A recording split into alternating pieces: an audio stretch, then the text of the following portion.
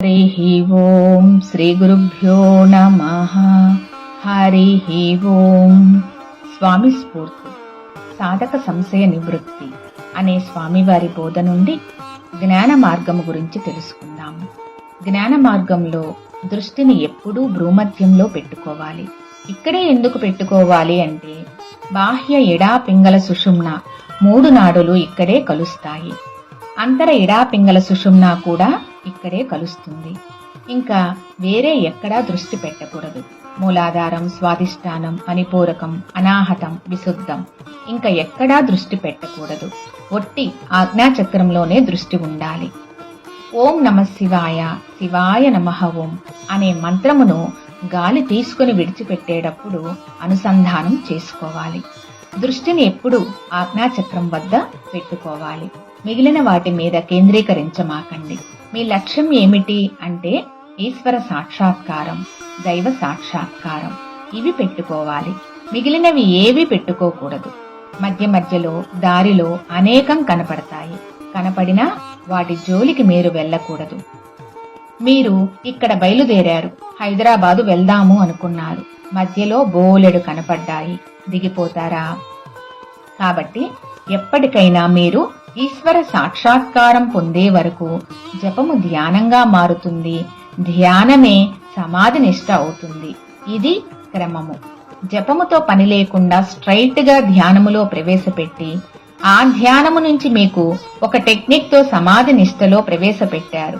అప్పుడు ఏమయ్యింది? మీరు పరిణామం పొందలేరు, పరిపక్వత రాదు.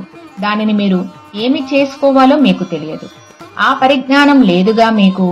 అసలు మీ నిత్య జీవితంలో ఏ మార్పు రాదు. ఎందుకు ఏమిటి అనే లక్ష్యం లేకపోతే ఏమయ్యింది? ఉపయోగం లేదుగా. అంతేనా కాదా? కాబట్టి ఇప్పుడు మీరు ఇలా మార్చుకోవాలి. నిద్రపోయే ముందు జపము చేస్తూ పడుకో, జపము చేస్తూ నిద్రలే. అప్పుడు దానివల్ల ఏమయ్యింది? ఎప్పుడు ఈశ్వరుడితో కలిసే ఉంటావు. అంతకంటే అభయం ఏమి కావాలి? 1 గంట అన్నా కూర్చొని జపము చేస్తే మనసుకు స్థిరత్వము వస్తుంది. లేదంటే పరిపరి విధాలుగా పోతుంది. ప్రారబ్ధ కర్మ ఏదో ఒక అనుభవం జరుగుతూ ఉంటుంది కదా. జరిగినప్పుడు నేను సాక్షిని అని అప్పుడు గుర్తుకు వస్తుందంటావా? లేక నేను ఫలానా అని గుర్తుకు వస్తుందంటావా? ఫలానా అని గుర్తుకొచ్చినప్పుడు మరి నువ్వు దాటలేవుగా. దాటాలంటే ఏమై ఉండాలి?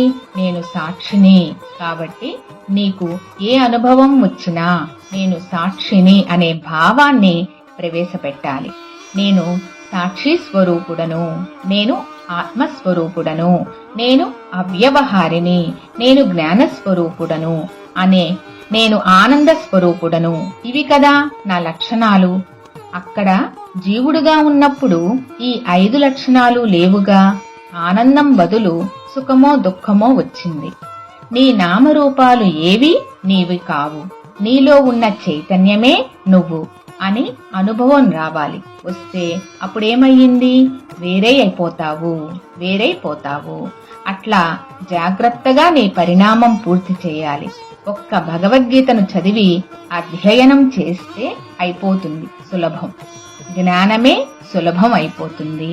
హరి ఓం. శ్రీ గురుభ్యో నమః. హరి ఓం.